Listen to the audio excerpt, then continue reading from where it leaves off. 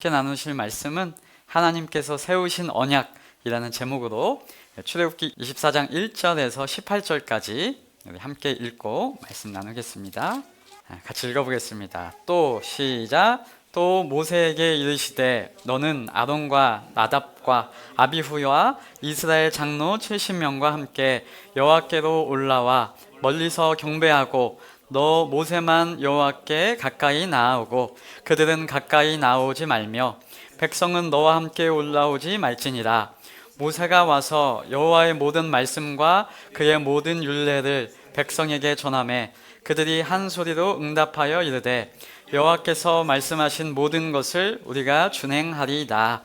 모세가 여호와의 모든 말씀을 기록하고 이른 아침에 일어나 산 아래에 제단을 쌓고 이스라엘 12지파대로 12기둥을 세우고 이스라엘 자손의 청년들을 보내어 여호와께 서로 번제와 화목제를 드리게 하고 모세가 피를 가지고 반은 여러 양푼에 담고 반은 제단에 뿌리고 언약서를 가져다가 백성에게 낭독하여 듣게 하니 그들이 이르되 여호와의 모든 말씀을 우리가 준행하리이다. 모세가 그 피를 가지고 백성에게 뿌리며 이르되 이는 여호와께서 이 모든 말씀에 대하여 너희와 세우신 언약의 피니라. 모세와 아론과 나답과 아비후와 이스라엘 장로 70인이 올라가서 이스라엘의 하나님을 보니 그의 발 아래에는 청옥을 편 듯하고 하늘같이 청명하더라. 하나님이 이스라엘 자손들의 존귀한 자들에게 손을 대지 아니하셨고 그들은 하나님을 뵙고 먹고 마셨더라. 여호와께서 모세에게 이르시되 너는 산에 올라 내게로 와서 거기 있으라. 내가 그들을 가르치도록 내가 율법과 계명을 친히 기록한 돌판을 너에게 주리라. 모세가 그의 부하 여호수아와 함께 일어나 모세가 하나님의 산으로 올라가며 장로들에게 이르되 너희는 여기서 우리가 너희에게로 돌아오기까지 기다리라. 아론과 훌이 너희와 함께 하리니 무릇 일이 있는 자는 그들에게로 나아갈지니라 하고 모세가 산에 오르매 구름이 산을 가리며 여호와의 영광이 시내산 위에 머무르고 구름이 엿새 동안 산을 가리더니 일곱째 날에 여호와께서 구름 가운데서 모세를 부르시니라. 산 위에 여호와의 영광이 이스라엘 자손의 눈에 맹렬한 불같이 보였고 모세는 구름 속으로 들어가서 산 위에 올랐으며 모세가 40일 40야를 산에 있으니라. 아멘. 출애굽기는 총 40장까지 되어 있고요. 오늘 우리가 24장 본문을 읽으셨는데 오늘 읽으신 본문은 이스라엘과 하나님의 언약식이라고도 볼 수 있는 본문입니다. 마치 결혼식을 하는 신랑 신부가 그 결혼식장에 들어가서 그 식을 올리는 그 모습을 보듯이 출애굽을 해서 여기까지 온 일을 생각해 보시면서 그 과정을 살펴보시면서 이 식의 모습을 떠올려 보시면 감동이 되실 것 같습니다. 이스라엘 백성들이 어떤 여정을 거쳐왔는지 우리가 생각을 해보시면 애굽에서 노예로 아우성치고 있을 때에 하나님께서는 모세를 통해서 여러 이적과 기적을 보이셔서 애굽에서 나올 수 있도록 인도해 주셨고요. 갈 곳 모르는 그 백성들을 구름기둥, 불기둥으로 보호하셔서 밤낮 인도해 주셨습니다. 그리고 또 앞에 홍해가 펼쳐져 있었는데 홍해도 가르셔서 건너게 하시고 수르 광야를 거치면서 마라에서 쓴물을 만났을 때 단물로 바꿔주셔서 그 하나님이 먹이기도 하셨습니다. 그리고 엘림 그 지역을 지나서 이제 신광야에 도착합니다. 그 광야를 지나가며 또 만나와 메추라기를 내려서 먹이게 하셨고 살게 하셨습니다. 또 르비딤이라고 하는 지역에 이르렀을 때 물이 없어서 하나님께서 또 반석에서 물이 나게 하셨고 그곳에서 아말렉이 쳐들어왔을 때에도 그 전쟁을 놀라운 방식으로 하나님이 이기기도 하셨습니다. 그리고 이제 19장에서 이스라엘 자손이 애굽을 떠나온 지 3개월이 되던 날 그들이 시내 광야에 이르니라 하고 나오는 것입니다. 그 시내 광야에 도착했을 때 하나님께서 모세를 산으로 이제 부르셔서 말씀을 하시는 내용이 20장부터 23장에 걸쳐서 내가 너희에게 이를 법규는 이러하니라 하고 나왔었죠. 그게 이제 십계명으로 소위 불리는 하나님의 10가지 말씀들부터 그 법규가 쭉 나오는 것이었고요. 그 내용을 이제 이스라엘 백성들 앞에 불러가지고 올라오라고 해서 하나님의 말씀을 쭉 읽어내고 우리가 준행하겠나이다 하고 그 소를 번제로 드리며 언약을 하는 그 제단의 모습, 그 모습이 오늘 내용입니다. 오늘 그 본문을 딱 읽어보시면 하나님께서 신의 산에 불러 올라오라고 하시는 사람들이 한정되어 있습니다. 많게는 70인 장로 그 집단들을 하나님 근처에 오게 하고 이스라엘 백성들은 올라오지 말게 하고, 그리고 하나님 앞에 면전에 올라오라고 가까이 오라고 하는 것은 한 사람뿐입니다. 누구예요? 모세만 가까이 오라고 하나님이 하십니다. 이 모습이 지금뿐만이 아니라 출애굽기 19장에서도 그렇죠. 자, 이런 모습을 보면 우리 신약 이후에 이 하나님의 자녀된 성도의 입장에서 한번 생각을 해보시면 어떤 느낌이 드십니까? 하나님은 왜 모세만 올라오라고 하고 왜 모세만 하나님이 만나 주실까? 이런 생각이 드시죠?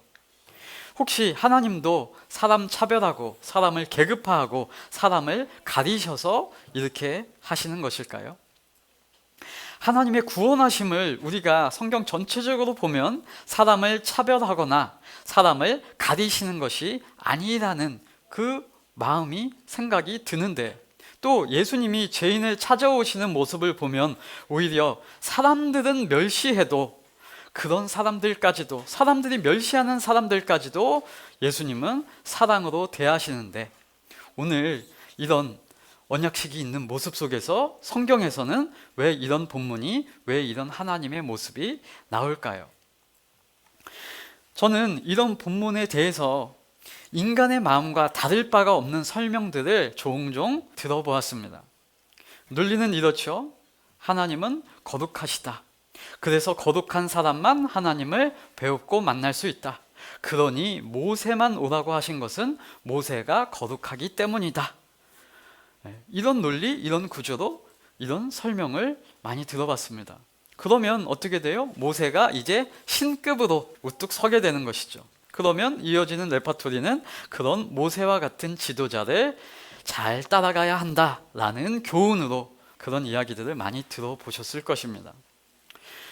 이런 말을 할 때는 꼭 같이 곁들이는 본문들이 있습니다. 예수님이 제자들을 다 부르셨지만 베드로, 요한, 야고보를 가까이 두신 이유로 이어져 가면서 변화산에도 예수님이 베드로, 요한, 야고보를 데려가셨고 회당장 야이로의 딸을 살리실 때에도 그들만 들어오게 하셨다라고 말합니다. 여러분, 그것은 사실이죠. 그러나 왜 그렇게 하셨는지에 대한 설명이 저는 인간적이라고 생각이 듭니다. 여러분, 그것은 사실입니다. 베드로, 요한, 야고보를 예수님이 가까이 하신 것은 사실인데 그 근거가 어디에 있느냐, 그것을 생각해 보아야 한다는 것입니다.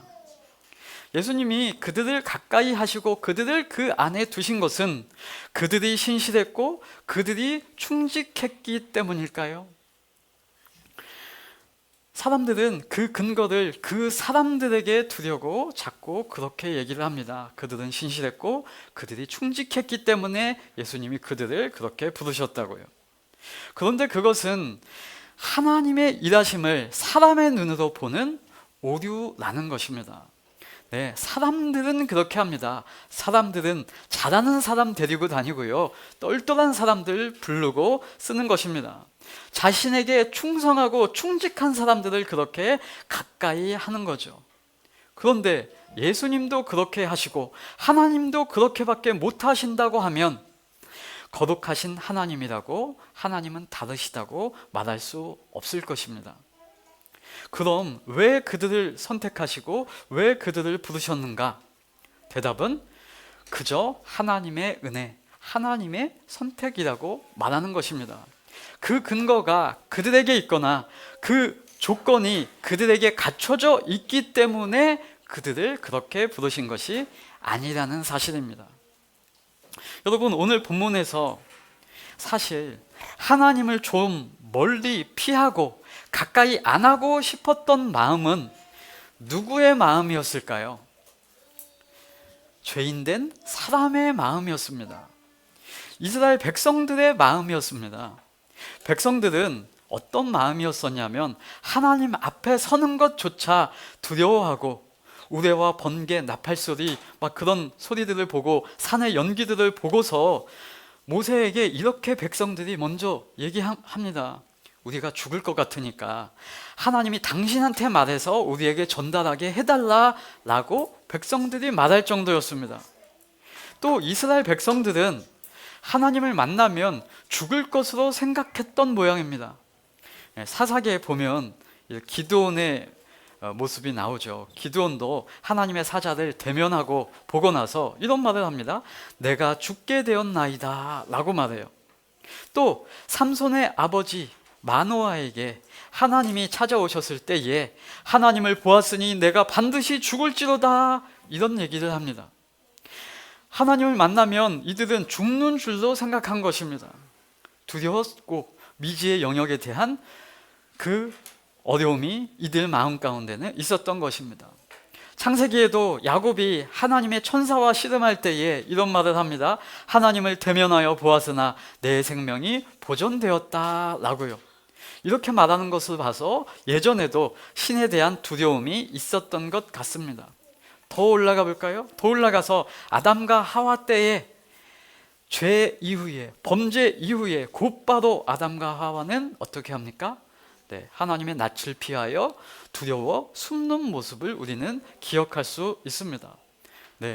창조 때의 아담의 모습, 하와의 모습은 그렇지 않았는데 범죄 이후에 그런 모습이 나타났죠. 그러니까 원래 근본적으로 하나님께서 인간에게 무서운 마음으로 대하시거나 두렵게 인간을 대하시기 때문에 인간이 하나님을 두려워하는 그런 것이 아니라는 것, 하나님은 두려움의 속성으로 인간에게 다가오는 분이 아니심을 우리가 기억하고, 하나님이 왜 이때에 그럼 모세만 올라오라고 하시고 마치 인간을 차별하는 듯한, 인간에게 두렵게 하는 듯한 말씀을 하셨을까 하고 우리는 이 본문을 생각해 보아야 한다는 것입니다. 그래서 다시 이 본문을 읽어보시면 오늘 읽은 24장 1절에서 2절 나오는 모습, 사람들을 따로 세우고 모세만 여호와께 가까이 나아오라 라고 하신다면 하나님께서 사람을 차별한다, 위대한 모세만 기꺼이 만나 주신다 이렇게 단정 지을 것이 아니라, 하나님은 죄인된 인간들의 속성, 그들의 두려움을 아시는구나, 그렇기에 그것을 아시는 하나님께서 인간을 사랑하시고 인간을 배려해 주시는 마음이구나 라고 우리는 발견할 수 있다는 것입니다. 과연 이스라엘 백성들의 두려움처럼 하나님의 얼굴을 보면 하나님은 인간을 죽이시는 분이실까요? 여러분, 사실 이런 질문 자체가 하나님을 잘 설명하지 못하는 질문이죠. 하나님은 영이시기 때문에 형체가 없으십니다. 인간의 눈으로 보는 것은 원래 불가능한 것입니다. 그래서 인간들이 여호와를 보려고 산에 오르려고 할 때 하나님께서 말씀하셨듯이 여호와를 보려고 산에 올라오지 말라라고 말씀하신 것은 어쩌면 당연한 말씀입니다. 왜요? 올라와도 볼 것이 없기 때문입니다. 하나님께서 막지 않으시고 백성들이 하나님의 형체를 보려고 산에 올랐을 때의 그들에게 대한 허탈감, 그것을 하나님은 미리 막아주시는 조치라고 우리가 이미 얘기 나눴었죠. 그럼 모세는 왜 올라오라고 하시는가? 모세가 거룩하고 모세가 특별했기 때문이 아니라 하나님은 모세를 출애굽기 3장에서 이미 찾아오셔서 떨기나무 불꽃 가운데 만나시고 또 여러 이적, 기적을 베푸시고 그 관계성을 형성해 오셨기 때문에 모세는 그 하나님을 배워도 하나님에 대해서 이해하여서 그 하나님의 심정, 하나님의 마음으로 백성에게 전달할 수 있기 때문에 모세만 오라고 얘기를 하셨던 것이죠. 이스라엘의 백성의 요구처럼, 그 바램처럼 하나님은 그렇게 백성들에게 대해 주셨던 것입니다. 이스라엘 백성들은 지금 눈에 보이는 종교적 신상에 익숙해져 있는 상태가 언 400여 년이라니까요. 문화적으로 그들의 인식 속에 이미 신의 형상이 휘황찬란하게 되어 있어야 그게 신이구나 하고 인식하는 모습인데, 그것이 이스라엘이 가지고 있는 신의식, 종교, 신에 대한 개념이라는 것이었는데, 그러한 모습을 보려고, 하나님의 얼굴을 뵈려고, 하나님이 어떻게 형상을 가지고 있는지 뵈려고 산에 올랐는데 실체가 없고 형상이 보이지 않아요. 그러면 이스라엘은 어떻게 반응할 거예요? 속았구나. 저 모세가 우리를 허황된 신, 없는 신에게 데리고 왔구나 라고 할 거란 말입니다. 여러분, 이렇게 말하는 것이 합리적인 것이, 앞으로 읽어보실 본문을 보면 모세가 시내산에 40일 40야 있을 동안에 백성들이 아래에서 뭐하고 있는지를 보시면 그 인식이 명확합니다. 백성들이 뭐하고 있었어요? 아론을 필두로 눈에 보이는 신 금송아지를 만들죠. 그게 우리를 인도하시는 신이다 라고 하는 모습을 보면, 이들이 어떻게 신에 대해서 보려고 하고 신의 형상을 어떻게 생각하고 있구나 라고 명확하게 이해할 수 있죠. 성도가 하나님이 영적 존재라고 하는 것을 인식할 수 있는 것 자체가 정말로 구원받은 인식이라는 것입니다. 저와 여러분들은 이렇게 느끼실 수 있죠. 하나님이 영이시구나. 역시 다른 신들, 세상의 어떤 우상들, 세상의 우상 신상들과는 다른 여호와의 영광이 우리 가운데, 우리 마음 가운데 영적으로 충만해 임할 수 있으니 하나님이 영이심이 정말 좋구나 라고 반응해야 하는데, 그 당시 구약의 이스라엘은 그런 인식이 없었다는 것이죠. 그 당시 이스라엘은 그렇게 느끼지 않고 그렇게 생각하지 않을 것임을 하나님께서 이미 아셨기 때문에 이스라엘 백성들 멀리 있게 하시는 배려의 조치라는 것입니다. 혹시 하나님께서 지도자만 올라와, 너희 백성들은 떨거지는 급이 달라, 너희들은 믿음 없으니까 안 돼, 뒤로 빠져 라고 하는 인식으로 하나님께서 그렇게 했다고 생각할 수 있습니다. 왜냐하면 죄인된 사람은 늘 그렇게 하잖아요. 세상 왕은 그러는 겁니다. 그런데 하나님은 인간 중에 급을 나누시는 분이 아니시죠. 하나님은 오히려 급을 나눠주시는 것이 아니라 신급이신 하나님이 죄인급된 천한 인간에게 찾아오시고 만나주시고 설득하시고, 심지어 내 자녀라고 하시고 나와 친구하자 하시고, 그 이스라엘 백성들에게, 노예 계급인 그들에게 내 아들이라, 내 장자라고 하시는 분이란 말입니다.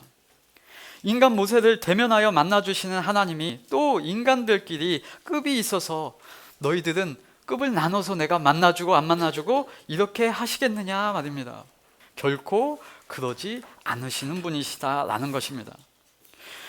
그것이 아니라, 안 그래도 죄적 인식 속에서 인간들이 신을 두려워하고 신에 대해서 모르고 있는 그 백성들, 인간들의 마음을 배려해 주시고 어떻게나마 하나님을 이해할 수 있도록 도와주시는, 그들의 수준에 맞춰주시는 그 좋으신 하나님이심을 기억하시기 바랍니다.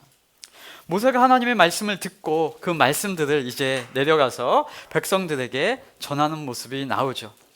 3절, 모세가 와서 여호와의 모든 말씀과 그 모든 율례를 백성에게 전하매. 그러니까 백성들이 이제 대답을 합니다. 여호와께서 말씀하신 모든 것을 우리가 준행하리이다 라고 했습니다.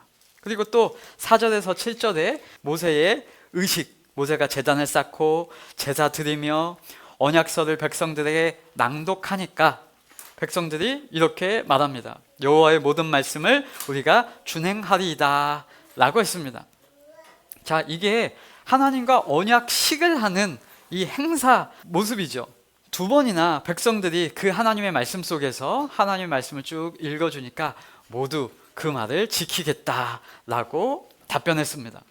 하나님과 이스라엘이 제단 앞에서 언약서를 읽고 인간은 준행하리다 라고 2번이나 결단하고 결심하고 약속한 것이죠.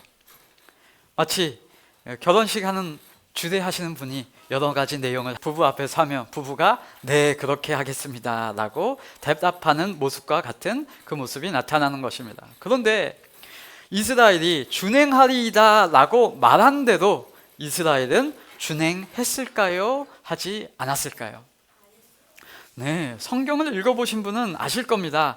안 했다 이고 못했다 입니다. 신약의 복음서에서 제자들도 마찬가지입니다. 제자들은 스스로 예수님께 다짐했습니다. 그 수제자라고 칭해지는 그 사람들, 그 제자들조차도 이렇게 얘기했죠. 다 모두가 주님을 떠날지라도 우리들은 자신들은 주님을 떠나지 않겠다고 다짐하고 결단했습니다. 그리고 나서 휙 떠났죠. 자, 언약식을 했고 피 뿌리고 다짐하고 결단했습니다. 그러나 지키지 못할 그때에, 인간이 그렇게 행할 때에 하나님은 인간에게 어떻게 하셨을까요? 인간들아, 너희들은 안 지켰으니까, 이스라엘아 너희들이 신실하지 못했으니까 나도 안 지켜 라고 그들을 버리셨을까요? 아니요. 이스라엘의 모습으로 하나님의 신실하심이 깨어지지 않았습니다. 여러분, 하나님은 인간과 언약을 하실 때 하나님께서 하실 일에 대한 선포로 말씀하시는 것이고, 하나님의 약속으로 하나님적 차원에서의 언약을 하시는 것입니다. 그래서 하나님과의 언약은 쌍방 언약이 아니라 하나님의 선포적 언약, 하나님이 하시겠다고 하는 약속의 언약이라고 하는 것이죠.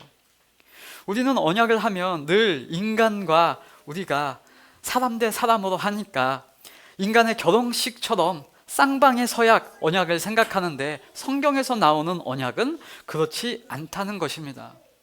여러분, 쌍방의 서약 언약이 가능할 때에는 쌍방의 수준이 동일하다는 전제하에서만 가능하죠. 그러나 하나님과 인간은 그런 수준, 그런 단계가 아니죠.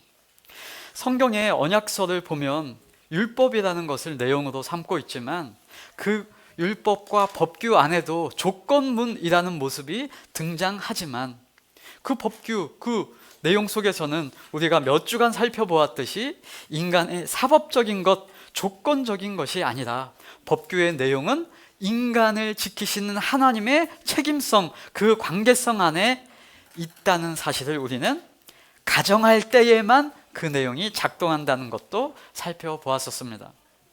하나님께서 이스라엘 백성들과 언약하신 내용이 되는 이 율법은 하나님의 성품이 어떠하신가, 하나님이 이스라엘 백성들을 어떻게 이끄셨는가부터 이해가 시작되는 것입니다. 그 하나님의 일하심을 근거하고 있다는 것입니다. 그래서 다짜고짜 이스라엘 백성들에게 언약을 해가지고 갑자기 그 약속이 진행되면 성취된다, 이런 것을 얘기하는 것이 아니라 하나님의 언약의 등장은 출애굽기 20장에 와서야 나타난다 라고 이야기했었죠. 이 율법을 이스라엘이 지킨다고 해서 하나님의 하나님 되심이 성취되고, 그들이 하나님의 말씀을 불순종한다고 해서 하나님의 성취하심이 방해되는 것이 아니라는 것입니다. 이미 이스라엘은 하나님의 인도하심을 받아서 이곳까지 왔고, 이미 하나님이 인도하심 속에서 하나님의 관계성 안에서 인도되어 온 하나님의 백성, 하나님의 자녀라는 것입니다.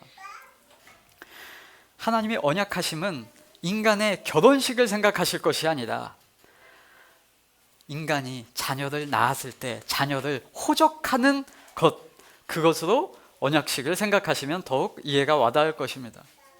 이미 제가, 첫째가 딸이거든요. 이미 딸을 낳아놨는데 제가 이 딸에게 교육하고 가르치고 약속할 것입니다. 뭐라고 약속할 거예요? 딸에게, 야, 아버지하고 약속하자. 그래서 내가 너한테 이거 잘하면 내가 너를 잘 챙겨줄 거고, 내가 이거 잘 못하면은 조금 아버지 서운해 라고 얘기한다고 할지라도 그것이 조건이 아니라 이미 성취된 아버지의 계획을 잘 딸에게 인식시키고 알게 하기 위한 선포요, 언약이요, 약속이라는 것입니다. 이 말을 잘 지키면 내 딸, 안 지키면 아빠 딸 아니야 라고 말한다고 해서 아빠 딸이 되고 안 되고가 결정되는 것이 아니라는 것입니다. 그처럼 오늘 본문에 하나님과 이스라엘이 제단 사이에서 조건문, 상호 체결되는 언약이라는 형식이 등장한다고 하더라도 우리는 그 말씀을 변함없이 신실하신 하나님의 약속, 하나님의 선언으로 이해하고 받아들이셔야 한다는 것입니다. 하나님의 말씀은 우리로 하여금 그렇게 되게 해 주겠다고 약속하시는 하나님의 다짐, 하나님의 결단, 하나님의 의지적 행동이기 때문입니다. 그래서 하나님의 말씀은 뭐라고 우리가 배웁니까? 선동이 아니요 선포입니다.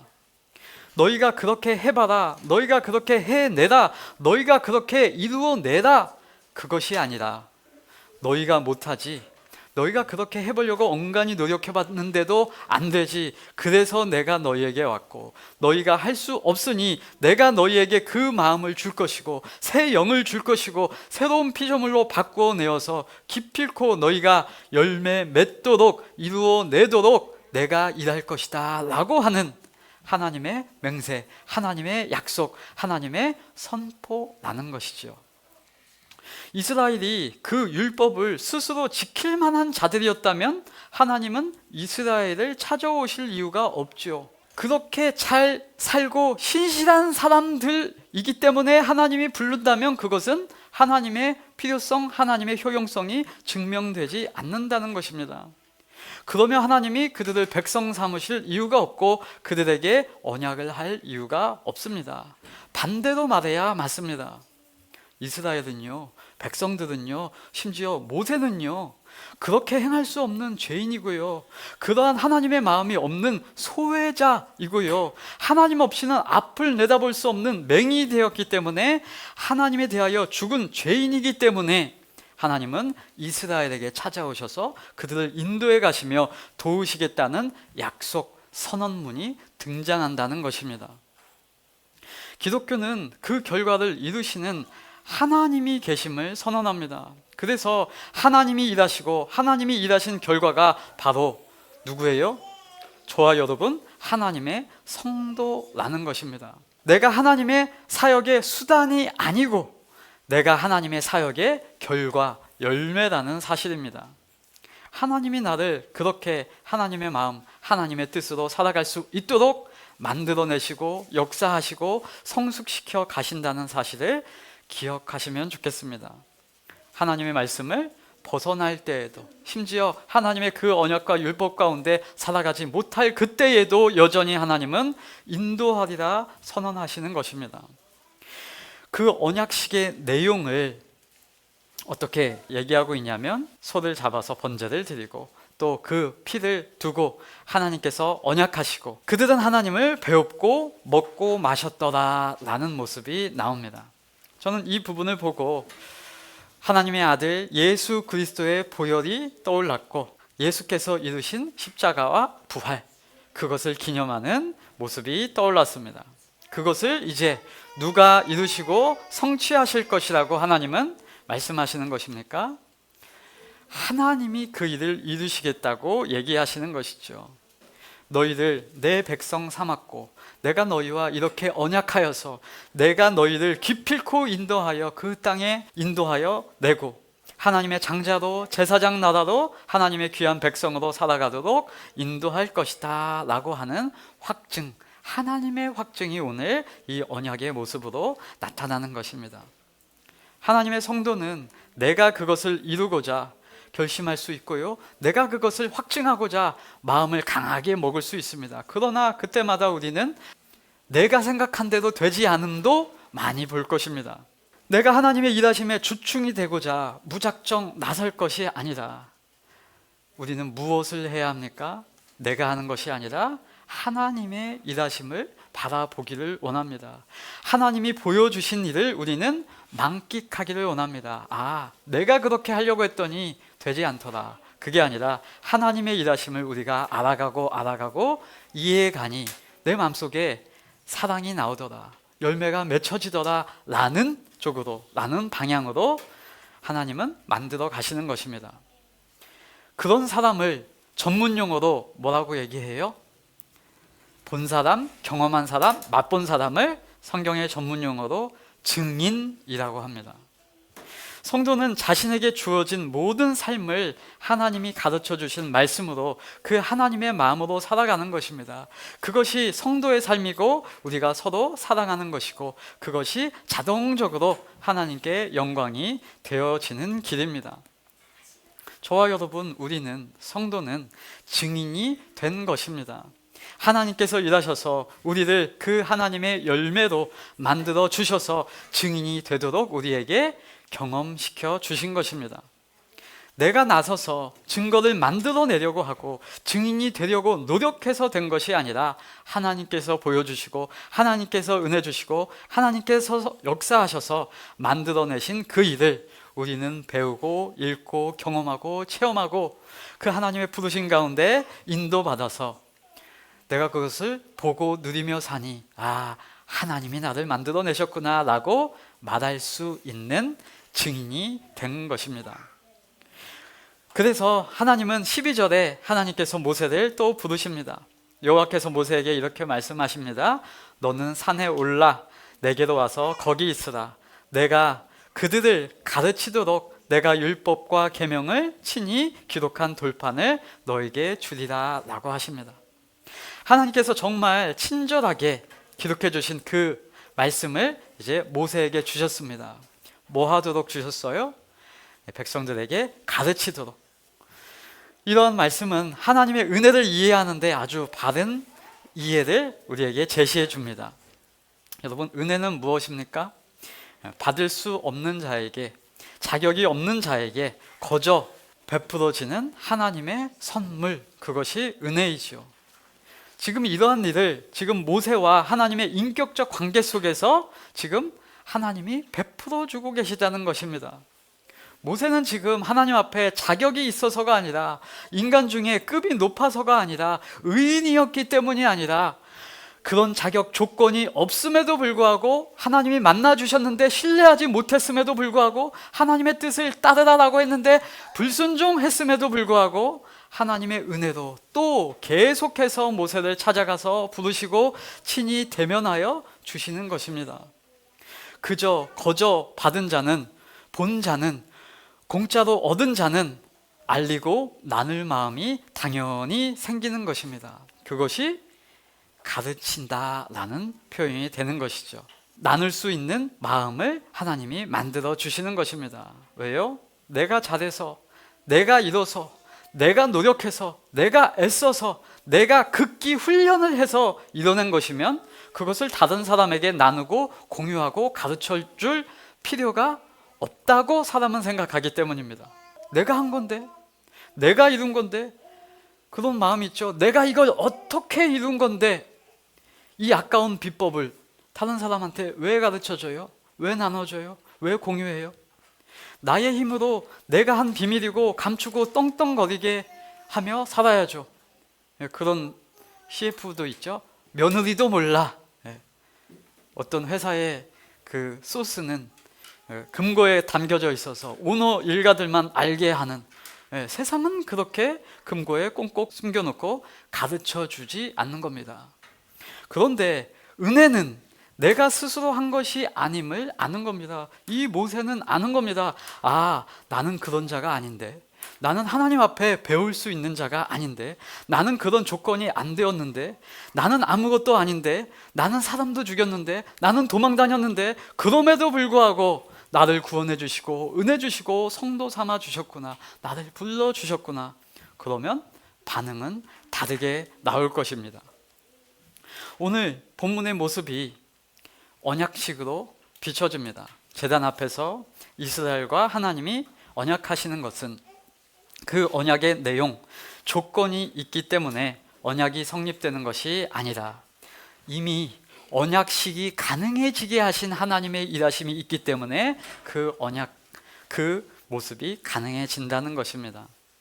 이미 사랑을 하고 사귐이 있기 때문에 어떠한 형식, 식에 이르게 된 것처럼 자녀를 낳았기 때문에 그 자녀를 내 딸이라, 내 아들이라, 내 가족이라 선언하고 선포하고 등본에 기록한 것처럼 하나님이 인도하신 그 하나님과의 관계성이 있기 때문에 오늘의 모습, 이 언약식이 가능해졌다는 사실을 우리는 기억해야 할 것입니다. 그럼 그 언약의 의미는 앞으로 이제 이 백성들이 살아갈 때에 하나님께서 이 백성을 책임지고 내 자녀를 키우고 가르치고 거룩한 하나님의 백성으로 살도록 인도할 것이라는 확증으로 우리는 기억할 수 있을 것입니다.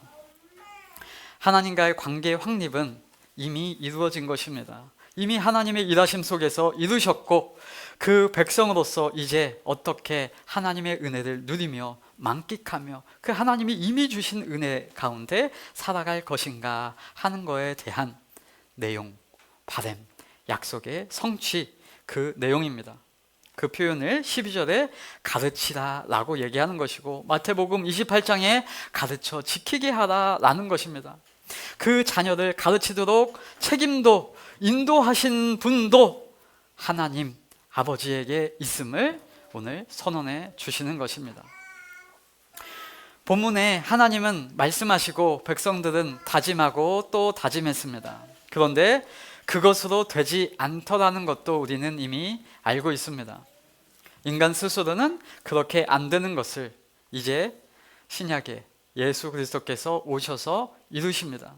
그 하나님의 아들 예수 그리스도께서 일하심으로 죄를 이기고 세상의 가치가 아니라 하나님의 기준으로 사는 성도의 삶을 이루셨더라 라고 하는 것을 성경은 확증하는 것입니다. 그래서 성도는 그 모습을 바라보는 것입니다.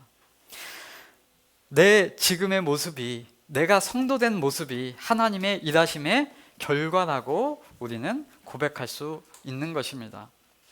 내 모습이 하나님의 일하심의 결과임을 고백하는 사람은 자랑할 것이 없고 교만할 것이 없습니다.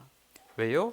내가 스스로 다짐과 결단을 해서 나를 만들어간 것이 아니라 나는 죄를 향하여 달려갔는데 하나님께서 그 모든 상황 가운데서도 나를 막아주시고 도우시고 인도하시고 역사하셔서 오늘의 나의 나됨, 성도됨이 유지되었다는 것을 알기 때문입니다.